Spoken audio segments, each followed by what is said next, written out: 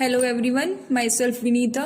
So guys, आज हम exercise 2.2 solve करेंगे जो कि आपका एनसीईआरटी की एक्सरसाइज होगी। तो इस एक्सरसाइज को करने से पहले कुछ बेसिक से कंसेप्ट आप देख लीजिए कि क्या क्या आप क्वाड्रेटिक इक्वेशन क्या होती है, जीरोज क्या होते हैं। ठीक है, तो हमने जब पॉलिनोमियल फर्स्ट एक्सरसाइज में किया तो हमने वहाँ पे देखा जीरो ऑफ पॉलिनोमियल क्या होता है। जीरो आपके पास देखिए, मैं यहाँ पे अगर डिफाइन लिखती हूँ, zero of a polynomial P x, polynomial P x. In zero को ही आप क्या कहते हो, रूट्स भी कहते हो। रूट कह लो या फिर जीरो कह लो, ठीक है, रूट या zero of a polynomial P X.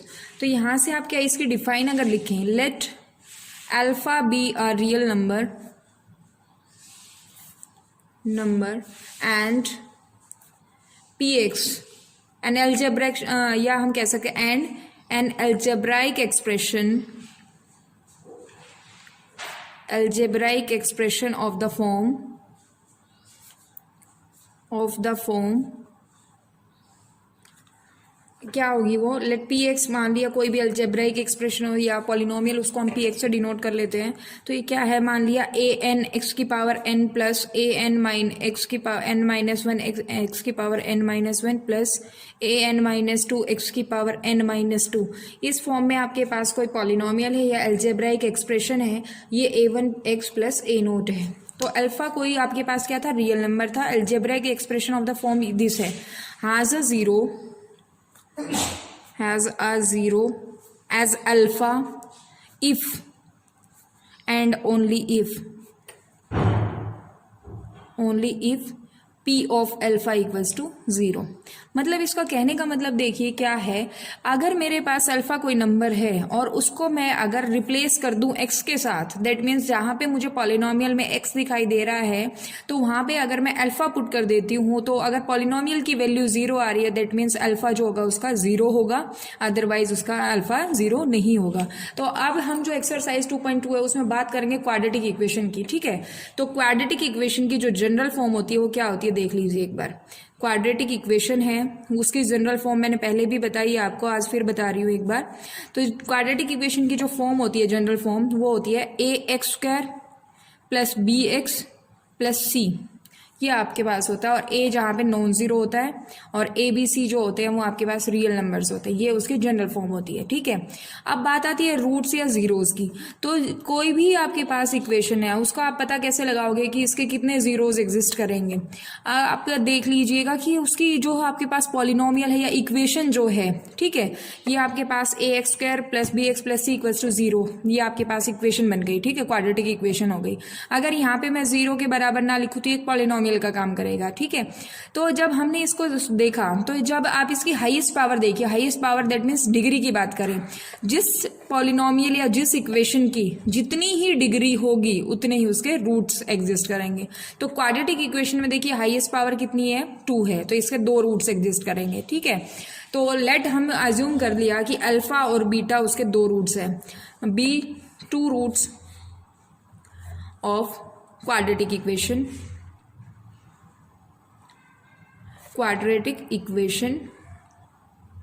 तो यहाँ पे 2 फॉर्मूले आते हैं। तो सम ऑफ द जीरोज ये क्या होता है वो देख लीजिए। Sum that means alpha plus beta होगा, अल्फा प्लस बीटा ये होगा आपके पास माइनस बी बाय ए, ये सिंपलेस्ट फॉर्म होती है। ठीक है, सम ऑफ द जीरोज अगर हमें निकालना है तो ये क्या होगा, माइनस बी बाय ए। अब बी क्या है, देखिए यहाँ पे एक्स का कॉफिशिएंट है और ए क्या है, एक्स स्क्वायर का कॉफिशिएंट है। तो आपकी बुक्स में ये किस तरीके से लिखा होगा, minus sign coefficient of x upon coefficient of x square. That means coefficient of x square क्या होगा, ए। यहाँ पे देखिए एक्स स्क्वायर का जो कॉफिशिएंट है वो ए है, और आपके पास न्यूमरेटर में क्या है, कॉफिशिएंट ऑफ एक्स क्या है, बी। तो ये क्या हो जाएगा, माइनस बी बाय ए। अब बात आती है product of the zeros, that is alpha into beta, alpha beta भी कह सकते हैं, ये होता है सी बाय ए। इसको क्या लिखोगे आप, कॉन्स्टेंट टर्म अपॉन, नीचे क्या हो जाएगा, कांस्टेंट टर्म अपॉन में क्या होगा, कॉफिशिएंट ऑफ एक्स स्क्वायर। ये आपके पास है।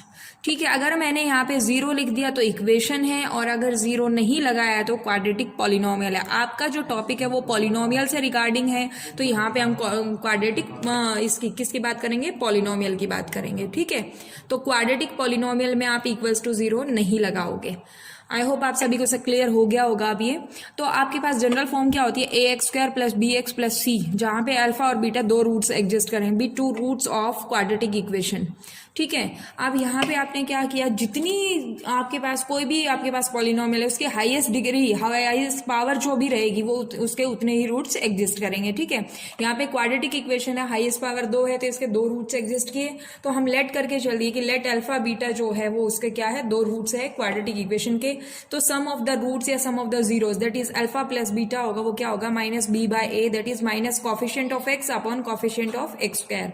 अब प्रोडक्ट ऑफ द जीरोस निकालना है तो वो क्या होगा, अल्फा बीटा वो क्या होता है, c by a, that is constant term upon coefficient of x square. ये आपके पास कुछ फॉर्मूले हैं 2, वो आपको यूज करने हैं। अब स्टार्ट करते हैं एक्सरसाइज 2.2। आपका फर्स्ट क्वेश्चन है, क्वेश्चन नंबर फर्स्ट देख लीजिए क्या है।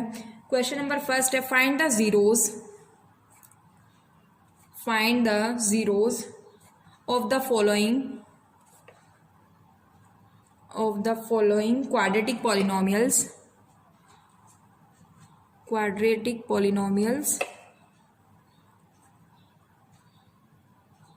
and verify the relationship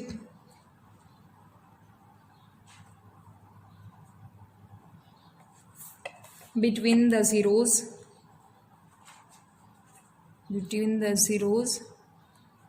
and the coefficients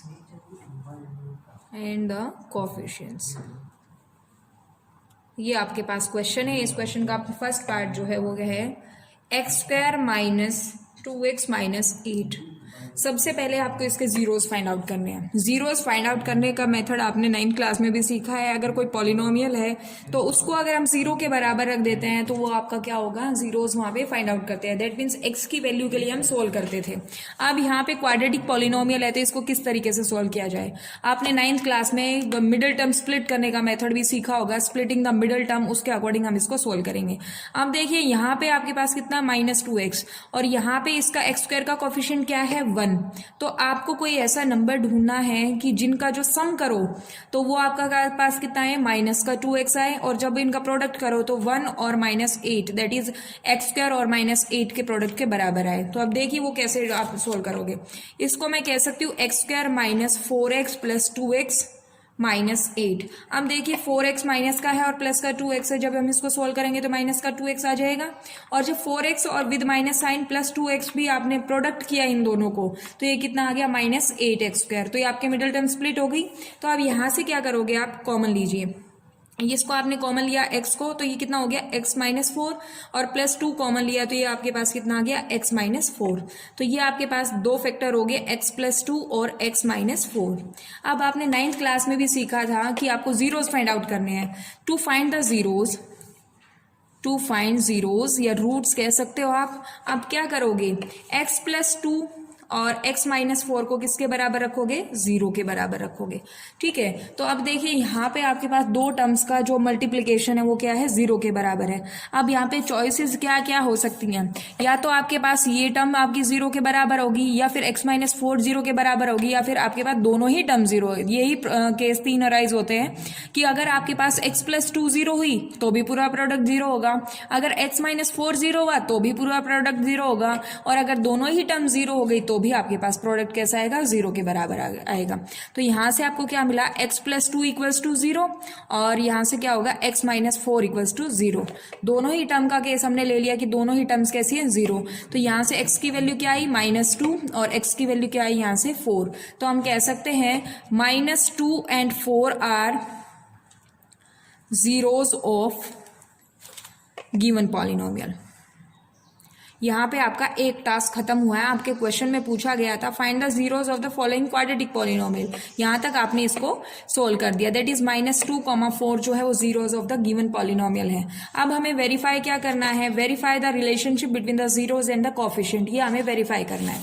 ठीक है, तो इसको हम किस तरीके से सोल्व करेंगे, तो हमें पता है sum of the zeros sum of the zeros, ये अभी आपने पढ़ा है, ये क्या होगा माइनस बी बाय ए, ये आपके पास है। ठीक है, तो ये क्या होता है minus sign coefficient of x upon coefficient of x square, ये आपके पास होता है। अब जो आपके पास जीरोज है उनका नॉर्मल तरीके से सम ऑफ द जीरोज निकालिए। सम ऑफ द जीरोज क्या होगा, sum of the zeros equals to, ये क्या होगा -2 + 4, क्योंकि आपके पास एक जीरो कैसा था -2 और एक जीरो कैसा है 4, तो जब आपने सम ऑफ द जीरोज किया तो कितना आएगा 2। अब ये वाली चीज आप इसमें सोल्व कीजिए, -b/a है, -b/a, इसको आप जब सोल्व करोगे तो b क्या है, इक्वेशन क्या थी आपके पास x² माइनस, इक्वेशन जो थी वो थी x² - 2x और -8, यहाँ पे b कितना है 2, तो ये क्या होगा माइनस का साइन, और b कितना है -2 है आपके पास, और a कितना है 1, तो सम ऑफ द जीरोस कितना आया 2 आया या नहीं आया। तो अब देखिए आपने जब नॉर्मल तरीके से सम ऑफ द जीरोस निकाला तो भी 2 आया, और जब कॉफिशिएंट के रिगार्डिंग आपने इन पे कॉफिशिएंट पे बेस जब आपने सम ऑफ द जीरोस निकाला तो 2 आया, तो सम ऑफ द जीरोस तो आपका वेरीफाई हो गया। अब आती है बात प्रोडक्ट ऑफ द जीरोस की। प्रोडक्ट ऑफ जीरोस ये क्या होता है c/a, c/a दैट मीन्स आपके पास c कितना है -8 और आपके पास कितना a कितना है 1, तो प्रोडक्ट ऑफ द जीरोस कितना आना चाहिए -8। अब यहाँ पे आप नॉर्मल तरीके से निकालिए, अल्फा बीटा क्या होगा, अल्फा बीटा, अल्फा आपके पास -2 है, बीटा आपके पास 4 है, तो आप जब इनको सोल्व करोगे तो -2 × 4 दैट इज -8। तो देखिए आपने जब कोफिशिएंट के बेस पे आपने इनको सोल्व किया तो भी -8, और नॉर्मल तरीके से जब आपने मल्टीप्लाई किया तो भी आपके पास कितना है -8। इस तरीके से हमने फर्स्ट पार्ट को आपका वेरीफाई कर दिया है। ठीक है, अब बात आती है सेकेंड पार्ट की। सेकेंड पार्ट है 4s² - 4s + 1। सबसे पहले आपको इसके फैक्टर करने होंगे, मिडल टर्म स्प्लिट करके फैक्टर कीजिए, ये क्या हो जाएगा 4s² - 2s - 2s + 1। आपने इसको सोल्व किया तो माइनस का 4s आया और दोनों का प्रोडक्ट भी कैसा है 4s² आया। ठीक है, तो 2s कॉमन लीजिए, 2s कॉमन लिया तो यहाँ कितना बच गया 2s - 1, और यहाँ से अगर मैं -1 कॉमन ले लेती हूँ ये 2s - 1 हो गया।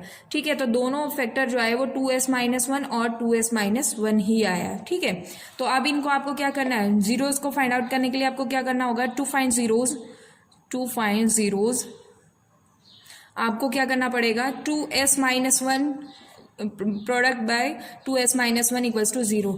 अब आपको क्या होगा, क्या करना होगा 2s - 1 = 0 होगा, और दूसरी कंडीशन भी क्या है 2s - 1 = 0।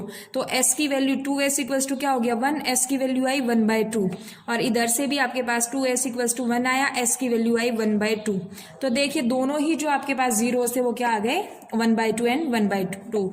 Therefore 1/2, 1/2 are the zeros of the given polynomial।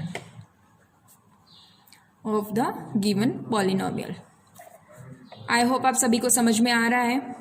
ठीक है, अभी नेक्स्ट आपको वेरिफिकेशन चाहिए, तो अल्फा आपके पास कितना है 1/2 और बीटा अभी आपके पास क्या है 1/2, ये दोनों आपके अल्फा और बीटा सोल्व हो गए।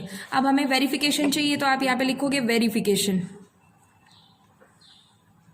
वेरीफाई करना है sum of the zeros, sum alpha plus beta, ये देखिए क्या होगा अल्फा प्लस बीटा 1/2 + 1/2 होगा, ये किसके बराबर होना चाहिए -b/a के बराबर होना चाहिए। ठीक है, तो ये आपके पास कितना आया 1/2 + 1/2 1 हो जाता है, और -b कितना है माइनस का, ये हो जाएगा आपके पास कितना -4, और नीचे a का कोफिशिएंट कितना है 4, तो ये देखिए कितना आया +4/4 दैट इज 1। तो ये वेरीफाई हो गया, अल्फा प्लस बीटा नॉर्मल तरीके से भी इतना आया और कोफिशिएंट के बेस पे भी आपके पास कितना है 1, तो अल्फा प्लस बीटा हो गया वेरीफाई। अब आती है बात अल्फा बीटा की, तो अल्फा बीटा करने के लिए आपको क्या होगा करना होगा 1/2 × 1/2 होगा, ये कितना होता है 1/4, और ये किसके बराबर होना चाहिए c/a के, that means constant term upon coefficient of x², ये आपके पास होना चाहिए। अब देखिए यहाँ पे c कितना है इक्वेशन में 1 और कोफिशिएंट ऑफ x² कितना है 4, तो 1/4 और 1/4 भी आपके पास कैसे आ गए बराबर है, दैट मीन्स हमने वेरीफाई कर दिया है। क्वेश्चन नंबर फर्स्ट का ही थर्ड पार्ट देख लीजिए, ये है 6x² -3 -7x, इसको थोड़ा रीअरेंज फॉर्म में लिखिए। ये होगा 6² x² -7x -3, ये आपके पास है। तो इसका मिडल टर्म स्प्लिट कीजिए, ये कितना हो जाएगा 6x² -9x + 2x -3। देखिए जब इसको सॉल्व किया तो माइनस का 7x हो गया, और जब इनका प्रोडक्ट किया तो माइनस का 18 भी हो गया। तो यहाँ से आप 3x कॉमन लोगे, 3x कॉमन लिया 2x -3 होगा, और प्लस का क्या है 1, तो 2x -3। अब ये आपके पास दो फैक्टर आ गए हैं, 3x + 1 और प्रोडक्ट होगा किसके साथ 2x -3। अब हमें क्या करना है टू फाइंड द जीरोज, तो यहाँ पे आप लिख सकते हो to find the zeros. To find zeros आपके पास क्या होना चाहिए 3x + 1 ब्रैकेट 2x -3, ये दोनों प्रोडक्ट कैसा होना चाहिए 0 के बराबर। तो अब इसको अगर हम सोल्व करते हैं तो 3x + 1 एक बार ये आपका 0 के बराबर होगा, और 2x -3 एक बार ये 0 के बराबर होगा। तो देखिए यहाँ से 3x = कितना आ गया -1, x की वैल्यू आ गई -1/3। जब हमने इसको सोल्व किया तो 2x = कितना हो गया 3, x की वैल्यू आ गई 3/2। तो ये दो आपके पास जीरोज आ गए। Therefore -1/3 and 3/2 are zeros of the given polynomial,